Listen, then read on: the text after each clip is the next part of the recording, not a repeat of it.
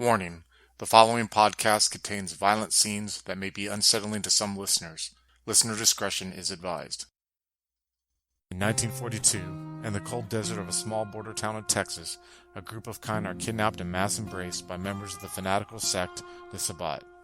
Out of this group, only a handful survived, and through rituals and mentorship they became the pack known as the Pale Riders.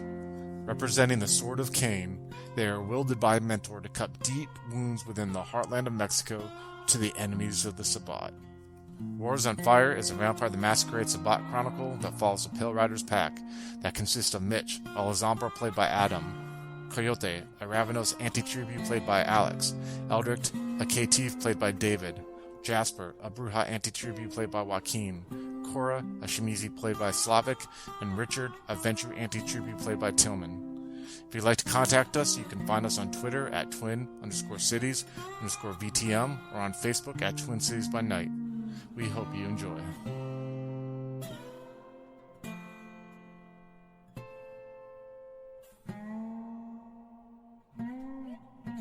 Where we left off, you guys had just left the church and had like a little sermon by the pack priestess who basically, she kind of broke down the story of Cain and why Cain was cursed. And then you guys got back on the road and you guys were heading east again with the church that was on fire still lighting the evening, almost like he left a hue in the sky as you guys drove off. I take it you guys are still driving in the same order in the fact that it was Mitch that was in his pickup truck. It was I know Mitch was in the pickup truck. Richard was driving the dairy van that had Coyote and his new bride in the back, and Jasper was driving the Rolls Royce that had the individual passed out in the passenger seat. Where are you going to be? What vehicle are you going to be in, Cora? I'll be there with Mitch, I guess. Okay, definitely. So you guys are driving, and you're about, let's say, about like 100 miles to where you will get to the coast. You know what I mean? Gulf of Mexico, yes, definitely. So it will be the coast of Gulf of Mexico. And while you guys are driving, it's about 1 a.m. right now. Is there any scenes or what's going on in everyone's head? Let's start with that. So I'm going to start with you, Mitch. While you're driving the pickup truck with Cora next to you, what's going on in your head at this moment? Because you had a pretty impactful development that happened at back there at the church. Yeah, Mitch is just sort of stewing in his own anger and frustration right now, but he's also very satisfied at what he did. Interesting. And would you say that, like, are you trying to like hide your feelings right now in your body language, or would you say to like someone like Cora who's got a pretty close relationship with you, she can sense that something's going on with you right now? Oh, it's pretty obvious. Mitch is not hiding anything. What about you, Cora? What's going on with you right now at the moment? Well, of course, sensing obviously Mitch's sort of rage or anger, but she doesn't want to sort of, calm him down because soon we'll be fighting, and she's also sort of, trying to bring up all those thoughts, the thought of the full moon as well, and just to get angry because this fight's going to be something else. So you're also like a little part of her is like kind of like, yeah, like a berserker, trying to gather all that anger and. Oh man, yeah, and it's like bottling up, and like, I mean, you guys still got a ways to travel, but by the time you get there, so you're like satisfied in a way in seeing Mitch be discomforted because for the greater good, it's gonna kind of unleash this old soul warrior that's kind of age has kind of dampened him down in a way, that younger youth and vitality. It's almost like bubbling up again in a way in him, I would say. That's awesome. Cool stuff. So you guys are sitting there quiet in the truck as it's going on. What about you, Richard? What's going on as you're driving this van with Coyote, who's in the back with the bride? Like everything that happened at the church and the talk and everything, did it kind of like scratch an itch that you had there, with like some of the answers you're looking for? Or how did that impact you? Well, I think on the one hand, Richard is a bit confused about the development of Coyote. But mostly he's pondering about what Cora told him about the story of Cain and what he can learn from it, in following the way of the Sabbat and assisting the pack in the fight that's coming up. So a couple questions then. You said you were kind of confused and torn a little bit about Coyote and his new bride and everything like that. What about that? What do you mean by being confused? Well, in a way, it's a bit of I don't know, jealousy maybe. When he sees that Coyote has brought this outsider into the pack, there seems to be a connection between him and this girl, but Richard doesn't really feel any connection to her. Yeah, and definitely. On the other side, he wants to see Coyote happy with this girl because Coyote means a lot to him. Yeah, that's got to be some kind of conundrum too, because like you said, that's a very valuable point you brought up about being an outsider to the pack, who's now kind of been like brought in, but then also it's almost like you were kind of like the moral compass before, like one kind of tied to humanity more, you know what I mean? And now you actually got this human who's kind of weird. I wonder if that, you know what I mean, that plays any part like in the jealousy either. But like you said, though, you're also happy to see him because obviously I would think of the whole pack. Coyote's probably been the one who's fallen down the hole a little bit when it comes to humanity and getting closer to the beast, you know what I mean? So maybe it's it's like something that can pull him up a little bit, you know what I mean? And farther away from Wasero a little bit, if that does happen. When it comes to the talk of Cain, and you said now, like, it's kind of like done well to motivate you for what the pack has coming up and everything like that. Would you say, like, so you're saying like it helps you understand the Sabbat now and the whole purpose of the Sabbat, and like it gives you a greater sense of purpose now, as you're saying, or? Yes, in a way, but also Cain has gone through a lot of hardships and pain when he was cast out into the land of Nod, and the excursion of the Pale Riders pack is in a way a very similar travel. Like they're going to meet this very dangerous enemy, but they're going to come out stronger. Yeah, that's awesome too. And also, yeah, like I like how you brought up like Cain went through in his traveling went through pain, excuse me, and had to suffer too. And I would say like you've seen that in your pack, you know what I mean? Especially probably you are more empathetic to it, seeing that you're more in touch with your humanity, you know what I mean, than the rest of the pack and everything. You're kind of like the one who hasn't like slipped a go, so you probably perceived the trials and tribulations that the pack has gone through together, and hopefully, like you said, will come out stronger at the end, you know. One question that brings me up, that brings up a point, how you mentioned how you guys are going to be successful and be stronger. In your head, in your character's head, in Richard's head, is it just like a foregone conclusion that this is going to go the way that you guys want it to be, and you guys are going to be, you know what I mean? You're gonna like pretty much be successful in what you need to do. Well, we have to be successful. Like there is no other way. I like that. That's a future paladin right there. You know what I mean? Or yeah, you would make Ilanipi proud. You know what I mean? That's cool, man. That's an awesome fucking outlook to have. So that's pretty rad. All right. So Jasper, you're driving in the Rolls Royce, and you have this figure who's like just slumped asleep because he was told, he was conditioned when you're awake, him to sleep during the night. What's going on in Jasper's head right now as you're like tailing along in the Rolls Royce? Well, he's thinking right now that with the whole Coyote and the bride thing, he's saying that, well, I suppose that's a step in the right direction. Though, to be fair, Coyote, he is far more in touch with his beast, so perhaps engaging in the ceremony of matrimony, however, as that it is, could be beneficial for him in the long run, I suppose. Yeah, because you were worried about him. Like, you obviously last session, you tried to kind of like friendly confront him like a sibling and be like, hey, I'm concerned about you and everything like that. So this is kind of redeeming it a little bit, you're saying, and kind of pulling him back because you were concerned for him, weren't you? Yes, because right now our greatest threat is not just being destroyed; it's losing ourselves to the beast, and so he's seeing that and he's like, well, it's a step in the right direction, I suppose. And then he looks towards the human beside him and is like, I need to remember that I can't let myself go too far either. That I'm like, making sure my human driver doesn't die on the journey. It's like, that could be a good start. That'll be a challenge for myself to see if I can truly uphold my standards, to prove that I am. I like that a lot. Better. I like that a lot, man. That's really cool. Like he's a pet. Like if you prove you keep the goldfish alive, you know what I mean? You prove that you're responsible enough maybe to have more responsibility, you know? That, Exactly. Yeah. I like that. I never figured that's how you would take it with that guy. So that's pretty awesome, man. I like that a lot. So, you guys are, is there anything you guys want to do before getting to the coast, Mitch, or anything like that? Or are you guys just going to kill miles off the road? Mitch is happy to just keep driving. All right, cool. So, unless anyone has anything else, you guys are driving along. Eventually, the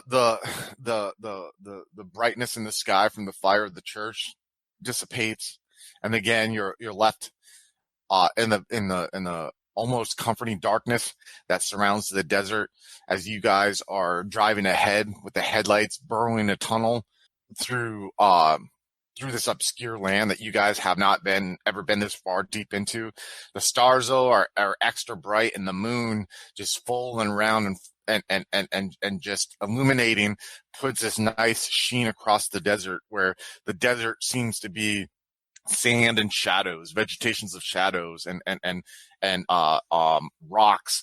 Just, you know what I mean? You can see the shadows of the rocks. So it's almost like this comforting in a way to you guys, because you are, for lack of a better term, creatures of the night. You know, you spent your first year or two together, you know, in this abandoned, you know, resort in the middle of Texas, and now you're alone and you're just kind of piercing your way through here. And this is where you guys feel more comfortable, especially that you guys now are a nomadic pack, you know. And so when you're on the run or when you're on the move like this is really where, you know, this is where your purpose comes out.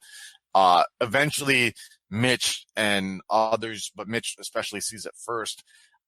You come upon where the road goes uphill a little bit, and then when you come over the crest of the hill and go down, you see like this dark body of water.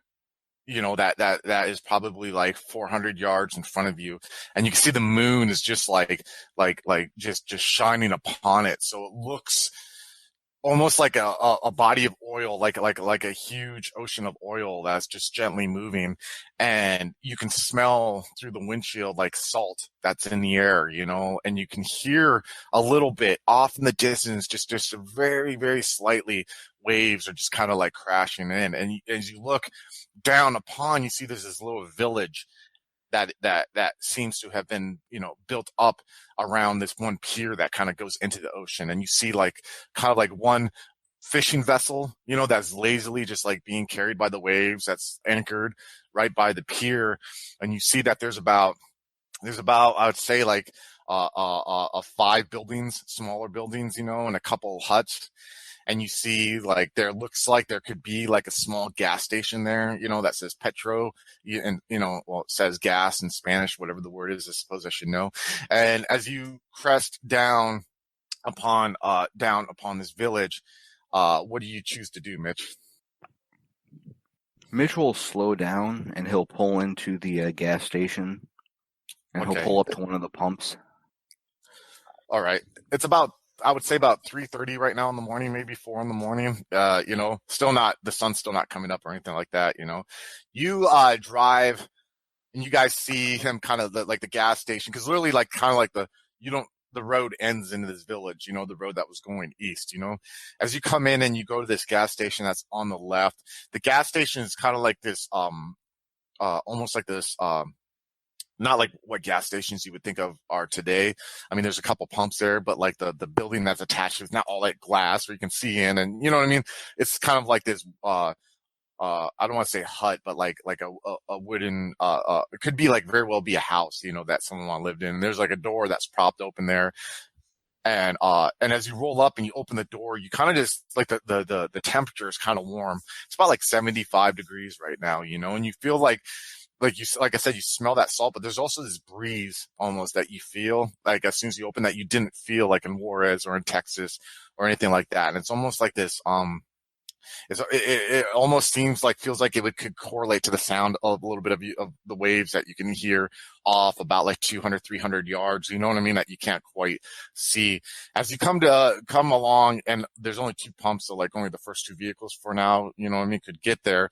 You see this older Hispanic guy kind of get out. He has like brown chino pants on, and he's barefoot, and he has like a white t-shirt on, like a undershirt, you know, and you see he's like, looks like his eyes are kind of squinty. He kind of has like a 5 o'clock shadow a little bit, and he has like a gray hair that's slicked back in a ponytail. Looks probably like he's 65 years old, and he's sitting there, and you see he's smoking a rolled up cigarette, and he kind of flips it on the ground, and he walks barefoot up to you, Mitch, as you're getting out, and he says in Spanish, he's like, "You're looking to fill up?" Mitch will respond in Spanish, "Yes, sir, we are." And he nods, and he kind of gives you the once over real quick, and he's like, and he's basically goes and he gets like the pump, and he starts undoes the gas cap on the truck and puts it in there, heads towards the van. Richard, are you guys all getting out of the vehicle? Are any of you staying in, or what do you got? Like, Mitch is gonna get out and walk back to the other vehicles, the van first. Okay, are you staying in the van, Tillman, or are you getting out? Or I'm getting out too. all right, as you get out, you kind of like, inside. yeah, and you see he kind of like the Mexican looks at you, and he goes to the gas tank. He's speaking in a language, by the way, Tillman, you don't understand, and he looks at you, Mitch. He says, "I don't see too many of you folks this deep in." He says that in Spanish. We're taking a family vacation. He raises an eyebrow at you, and he looks at the Rolls Royce, and he whistles, like a sign of like, man, look at that beauty at the Rolls Royce. You know what I mean? He's like, "That's part of your family too?" Yeah, my brother hit it big with oil. See, and are you getting out, Jasper, too? Or are you gonna wait till like you roll up, or you can get out too? We can just say that the guy moves it forward or whatever if you want to do. It's your call. Mitch will walk back in English. If anyone needs to top off, this village is probably the place. That's a friendly way of saying it. So, all right, I'm gonna go from. I know what you're doing right now, Mitch. Let's go for Richard. Richard, what are you doing right now then? Good question. Well, I haven't decided yet. Okay, you can think about it. I'll get back to you. All right, sounds good. What about you, Cora? What are you gonna do? Well, Cora's probably gonna stretch her legs, just from the long drive, and say something. I'm quite full, thank you, Mitchell. That leads me to a good question. How many? I take it Jasper's seen the ocean. I know Mitch has seen the ocean. Have you, Cora, or you, Richard, seen the ocean before? Or is this the first time that your characters have seen the ocean? Quite possibly. Yeah, I think right. so. Because you guys live pretty secluded lives, and like I don't know about you guys. I saw the ocean when I was younger, but there's nothing sometimes more amazing than hearing someone who's never seen the ocean as an adult like explain the first time. You know what I mean? That they've seen the ocean, and just kind of like how endless it is. You know what I mean? And how like it kind of it brings different feelings out in people. So I was just curious, maybe that's something you guys can think about. What about you, Jasper? What are you planning to do? I get out of the rolls and just like stand guard near the truck. Just make sure like, okay, Coyote, stay in there, don't make any trouble, and we'll all just Right. get. He's on his honeymoon. Yeah, Coyote's not. Oh God, that's so bad. Coyote's not coming out, and thank God the van's not squeaking or anything like that. But give me a perception or alertness roll, all of you guys. Difficulty 6, please. Oh, Wow, perception so alert. to roll. I have a specialty in perception. Careful, does that apply? Yeah. If you get a 10, you can re-roll it. Yeah. If it. I'm rolling 2 dice. I got difficulty 6, 2 successes then. All right. 1 success for Mitch. 1 success for Cora.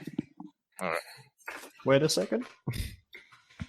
He's like, Oh no, I had a 1. Sorry, the reroll doesn't count, but I still all right. have How many?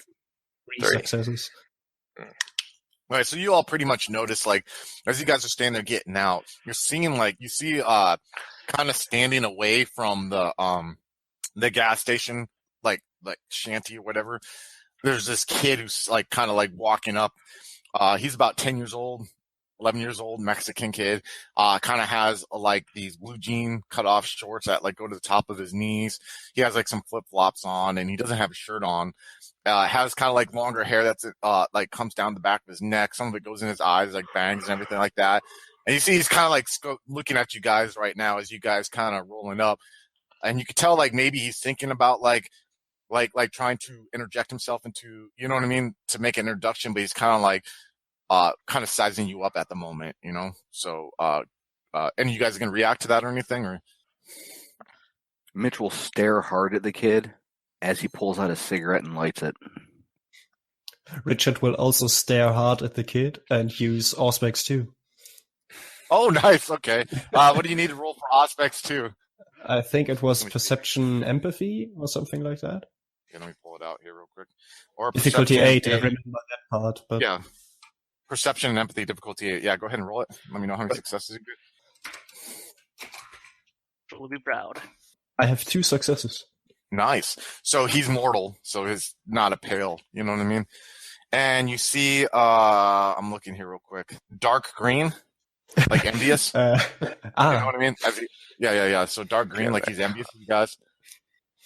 And he's like, you see, he's looking at Mitch, and he walks up to you, and he says in Spanish, "So you know how to speak Spanish, huh?" I turn to Mitch and say he likes the car. Mitch looks at the kid. Yes, I do. You guys are on a trip, huh? And he kind of like, he's like looking at your truck and like look at the Rolls Royce. That we are. Where you heading to? The coast. He kind of looks, he's like, what, like further down south or what? Yeah, further down south. We're going to go do some swimming. I can get you there quicker. My dad and my pa can get you there quicker than these can. And he motions to the car. How's that? And he points to the boat. That's my dad's. Mine and my grandpa's. Really? Yeah. But we make business like that. You speak English, kid? No, a little bit. No, not really too much. Good. Mitch will turn to the rest of the group and in English. So this kid's got a boat. Can we trust him? He's also got a plan, I'm very sure. Oh, no doubt. But we can just ghoul him and his dad. We don't really need to give them a choice. I don't What know. if we're Already long on... exposed. Yeah, exposed to sun. We could probably just hide inside the boat during the day. Depends on what kind of boat. Chris, how large is the boat? We can see it, right? You guys can kind of see you're about 200 yards away. You know what I mean? So like by gauging that, when you guys take a look at the boat, it looks like the old fishing vessels from back in the 40s, 30s, 40s, and 50s. You know, the kind that did have engines, right? This one's kind of like looked at one time. And again, you're looking at the night. You know what I mean? Kind of from a distance, but like it looks like it's probably about like 20 yards in size, you know what I mean? It looks like there's definitely probably somewhere underneath where you could sleep. Like there might be a couple cabins underneath, but it looks like it's like a boat that would be used by like someone who would own it to go fishing and make money off of, like, normally, you know what I mean, trying to like go fishing or shrimping or anything like to that extent, you know.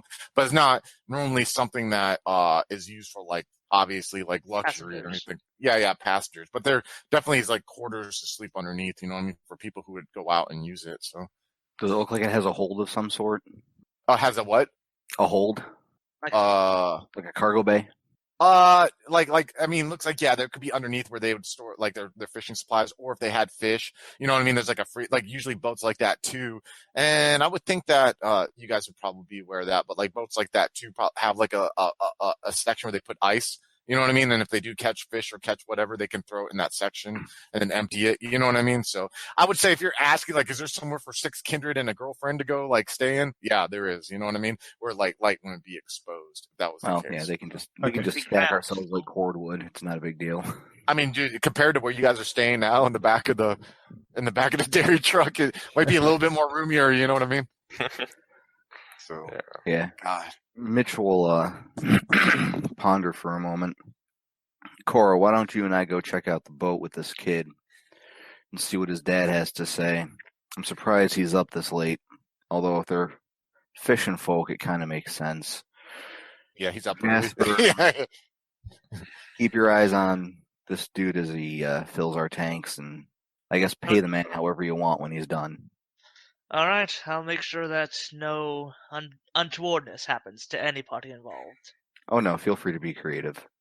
I Come along, Cora, understand. let's go.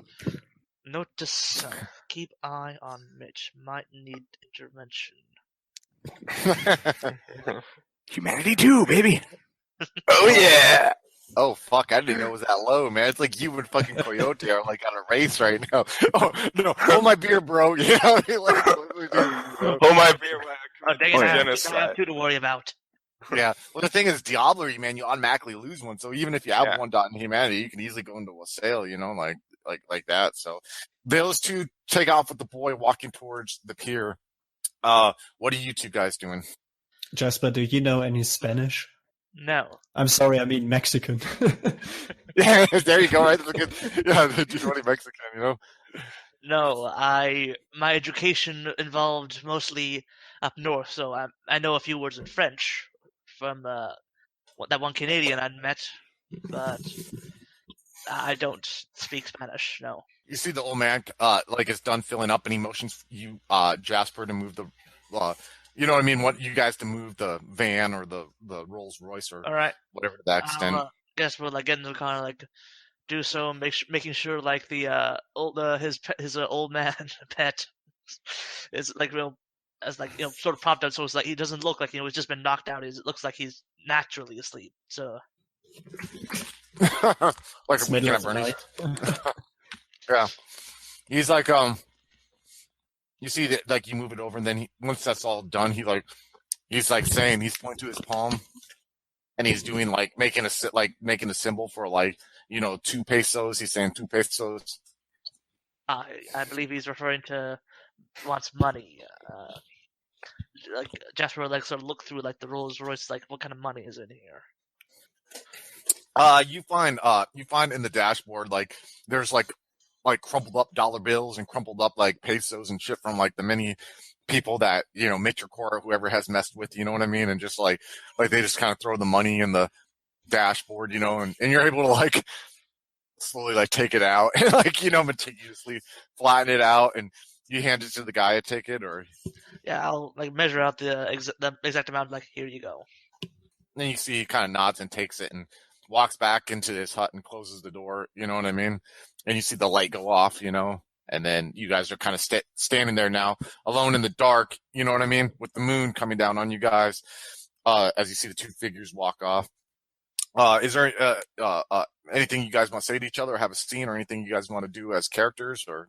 I actually think Richard, Yes. did Mitch seem more antagonistic than usual? I felt he was less careful than before. Yes.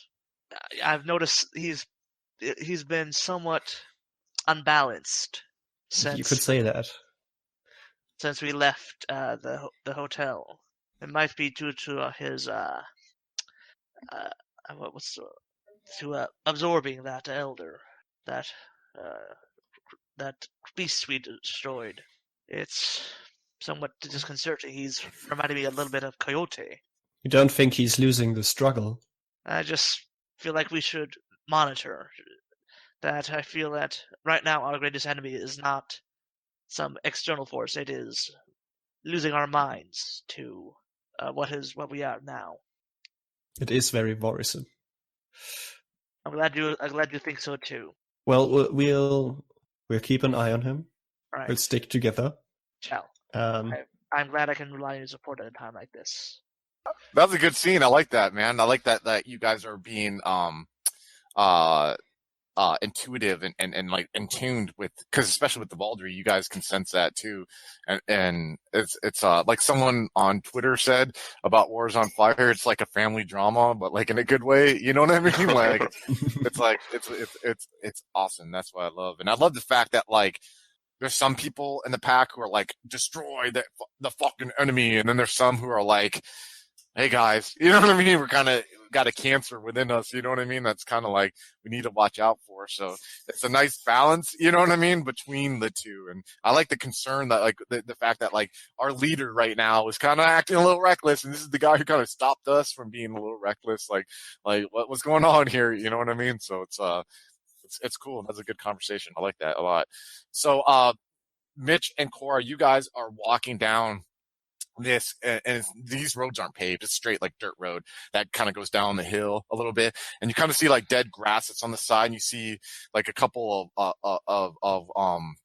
like you see a general store that just looked like it just opened up a little bit because this village probably like they get up earlier, you know what I mean, than like normal people because of like what they have to do. And just because that's how people were back then, getting up at 4:30 was normal for you, Mitch, and you, Cora, when you guys were farm hands, you know what I mean? And stuff like that. So you can kind of see like a couple huts slumbering, like, you know what I mean? Like people are getting up and you can kind of see the first signs. And you see this kid, he's walking and he's just kind of like, you know, like walking like briskly, and he kind of looks back at you and he's like, have you guys seen a movie before? And he like turns around and he keeps like walking forward. Mitchell just Like- he'll blink a few times. What? A movie. Like a movie that they show in movie theaters in America. Yeah, I've seen movies. Do you like them? Are they good?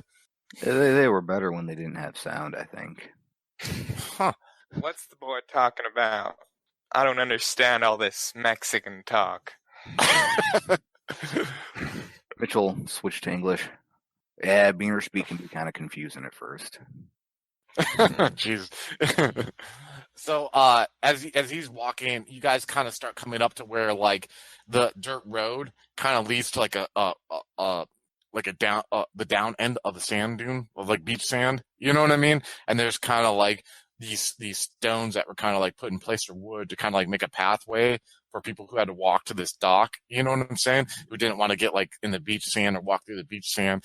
When you can like and Cora, this is probably new to you. Like when you come like down this dune and you're kind of like walking on this like little path that's probably like 40 yards till they get to like to where like this little dock is at, like a little another drop down the dock is at.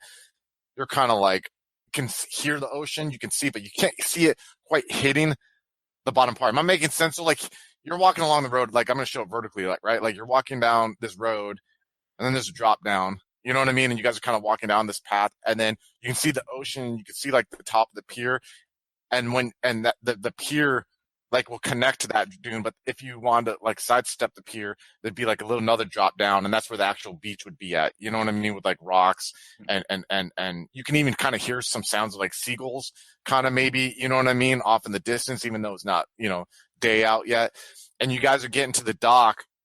And you hear he steps barefoot you hear his sandals hit the dock. And as soon as your boots hit the dock, Mitch, you kind of hear like the echoing sounds, doom, doom, doom, as you guys are walking along to where this boat is at.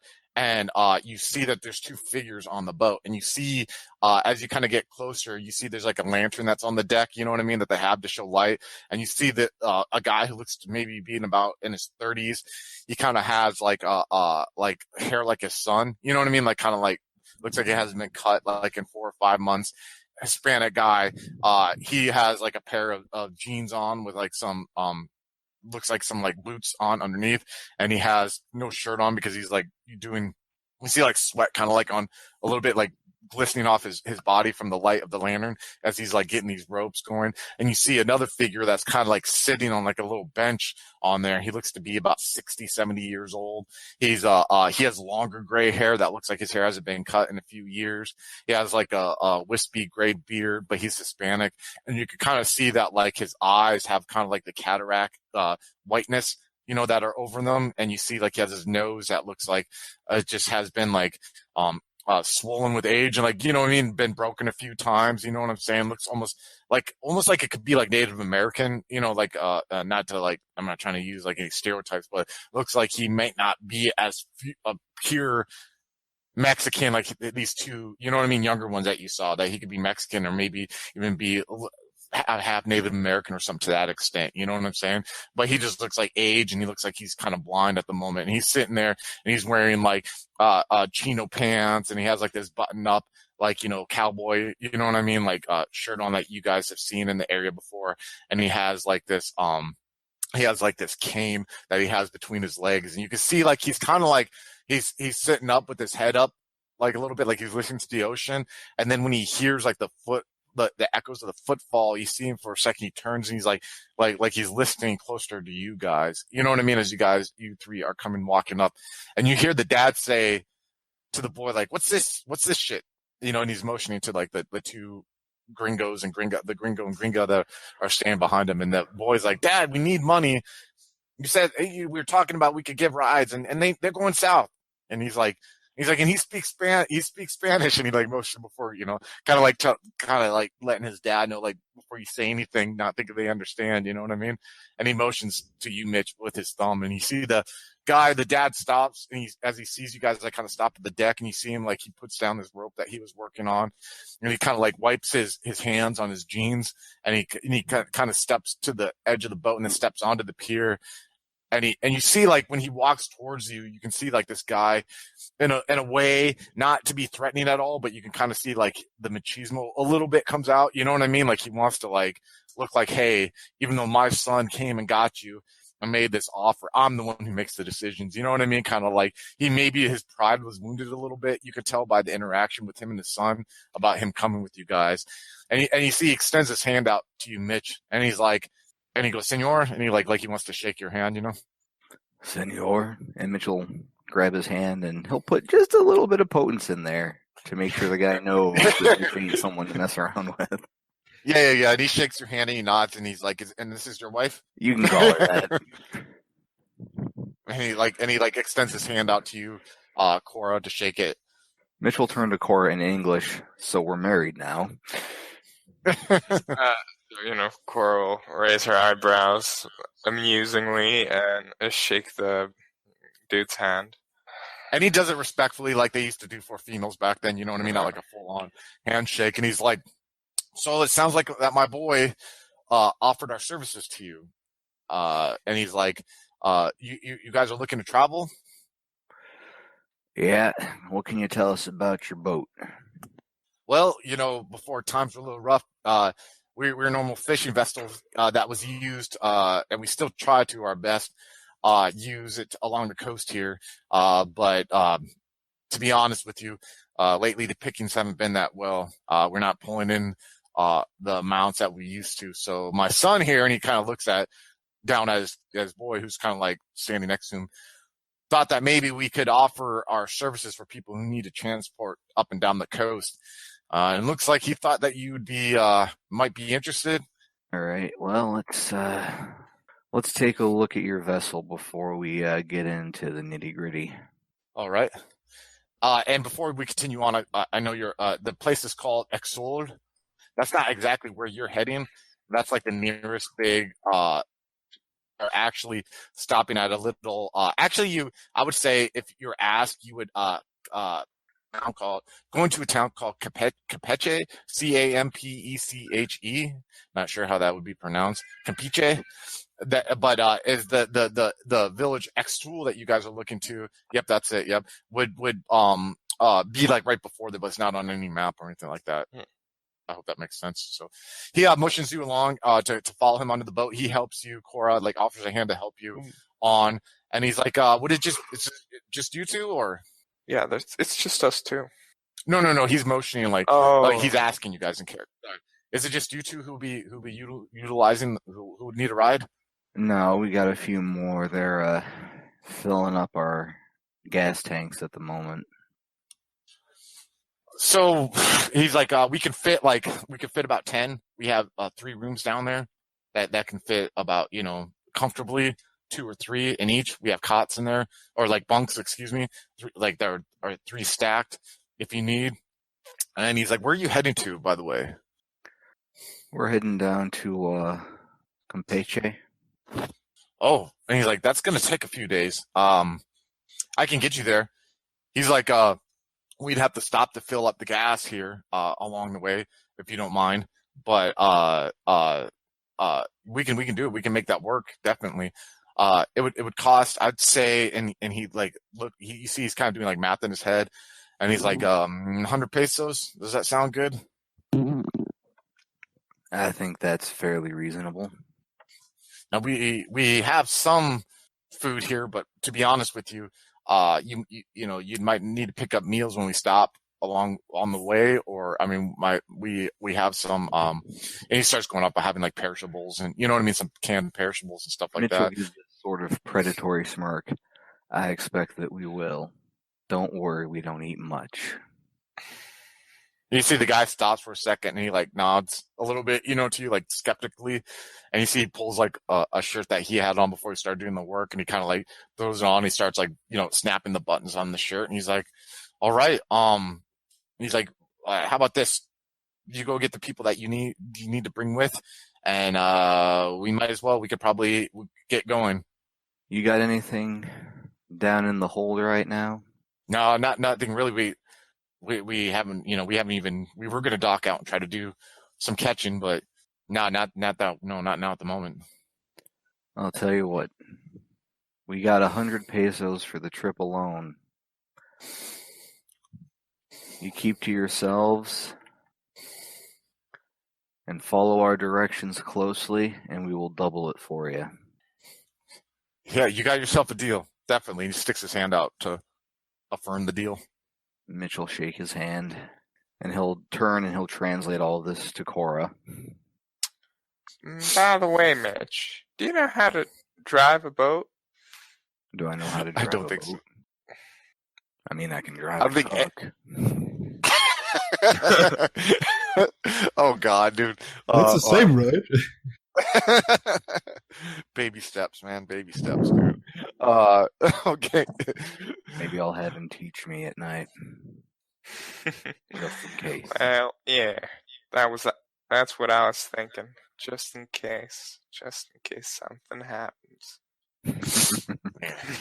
I expect something will happen. Very prudent of you.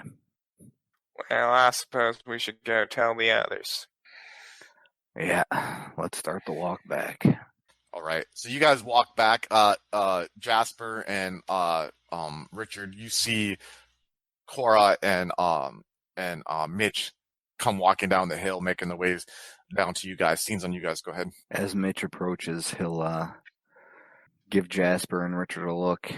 So I've acquired us a boat. They're going to take us south, cut a good chunk of travel time off of our itinerary. Is there room for all of us? Yeah, there is. Or we can make room for all of us. One or the other. What we need to do now is figure out some way to have someone take care of these vehicles while we're offshore. That is a dilemma. Perhaps. Well, we have two. We don't need it. We could leave. I know we could try to leave my driver here, but then that would be a conundrum of like how we would act. So maybe we could try something with Coyote's new bride, something along those lines. We could try paying them Or locals. We could just pay someone to take care of the cars and protect them. I'm not Half sure now, we can half trust now. anyone here. I think they're at least gonna steal the Rolls Royce, so we can say goodbye to that. Unless we sabotage it. I mean, we can always come back and, well, get our due. That is very true. Whoa. You took our car, we'll take your population. Like, Jesus. Whole village of, corpses. Yeah, I don't know. I feel that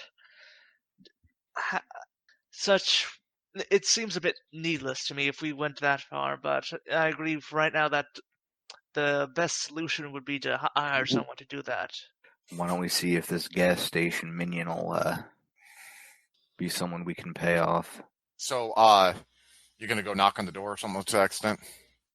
Yeah, Mitch will walk up and give a few polite knocks, light himself another cigarette.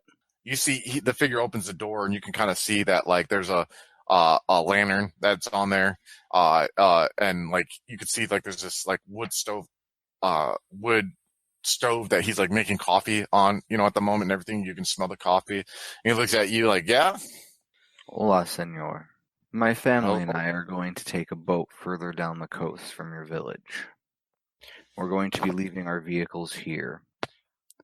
We would like to entrust them to you. How much will this cost? To ensure that no harm comes to them and that they are here upon our return. And he looks and he's like, You see him look for a second and he's like, how long are you going to be gone? Probably about 2 weeks, we'll say. Let's say 25 pesos should be good. Tell you what, we'll pay you 25 now and an extra 75 if they're still here when we get back. Shit. Goddamn. He's like, yeah, you got yourself a deal. And he like shakes his, he like, he looks, he's like, just pull him in the back. He's like, I got a shed back there. I'll get some tarps. We'll throw them over. They'll be good. Don't worry. No one comes around these fucking parts anyways, Excellent. Thank you, sir. Sweet. And Mitchell... So we'll say... Go ahead. Mitchell turned back. He'll look at Jasper and Tillman. You two, please take the cars around back. Jasper, pay the man. Yes, brother. Hello, folks.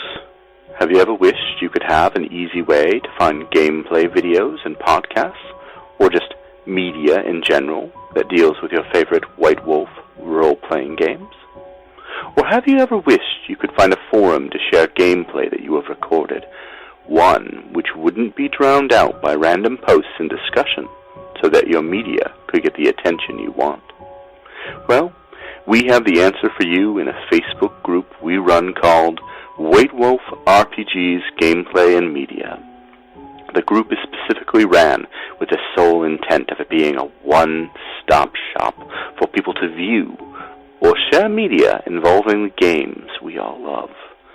We take thorough steps to ensure the page does not become cluttered and is easy to traverse. We are currently over 1,000 members strong, and we are continuing to rapidly grow with new media being shared every day. Stop on by. We hope to see you there. High Level Games, the industry's first choice in taking your games to the next level. We are a podcast blog and new media network at highlevelgames.ca. We have blog posts about all of your favorite games going up 5 days a week, and a podcasting network with actual plays and shows that discuss role-playing games, with more rolling out all the time. We are on iTunes, Twitch, and YouTube. Find out more information at highlevelgames.ca, a site that certainly isn't controlled by a shadowy board of directors of otherworldly origin. That's highlevelgames.ca. Please, help. They're coming.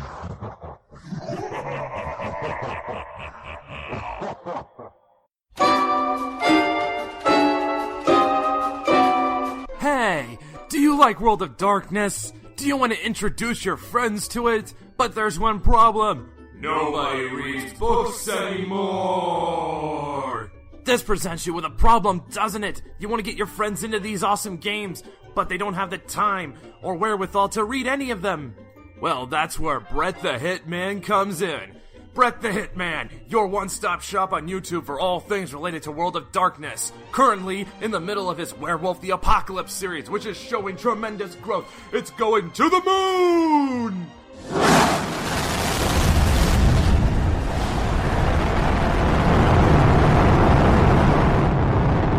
That's right, watch Brett the Hitman and you will get style, flair, humor,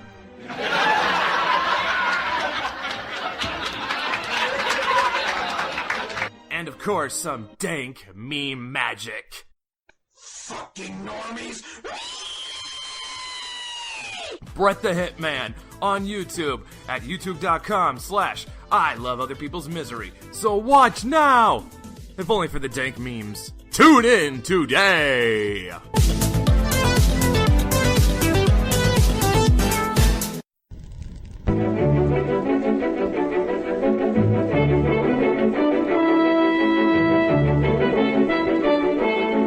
The Los Angeles metropolitan area is constantly growing and changing.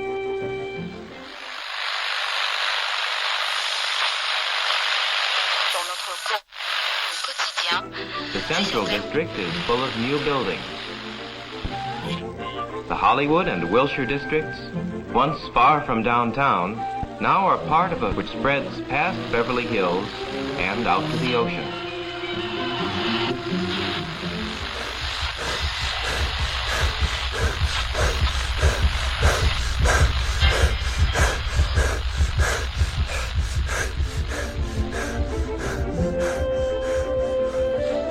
But why is all this going on in Los Angeles?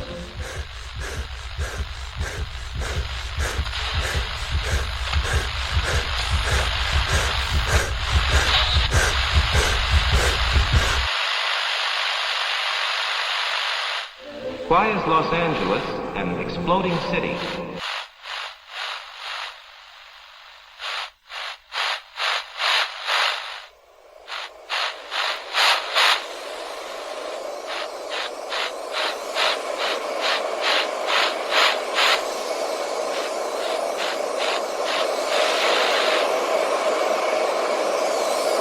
Neon Masquerade. The Demon's Mirror. 13 Candles. 3 chronicles running through the undead veins of the City of Angels. The Esoteric Order of Roleplayers Actual Play Podcast invites you to drink deeply. Go to eorpodcast.com and search the Duets tag to find out more.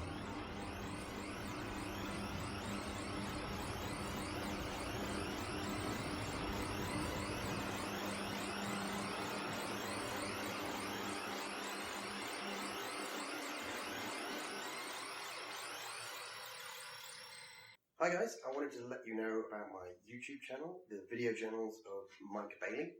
Mike Bailey is a character I play in a live-action vampire game called New England Nightmares, which uses the new By Night Studio rules for Mind's Eye Theatre. The chronicle's set in the city of New Haven, Connecticut, and we run on the 3rd Saturday of every month in Southington, Connecticut. Most of the credit for the stories told in my journals comes from the plots developed by the amazing storytellers who run my game. So the videos on my channel are basically an in-character video logs of the newly sired Ventrue Mike Bailey. They follow him from his days as a naive mortal, to his violent embrace during the Anarch Revolt in the City of London, and on to his arrival on the shores of New Haven. The journals show Mike trying to come to terms with his kindred nature, his powerful but impure blood, and his attempts to hide his past from other members of the court of Prince Lucius. So I put out updates every 2 weeks, and I love feedback and questions, so check out my channel, subscribe, and leave me a comment.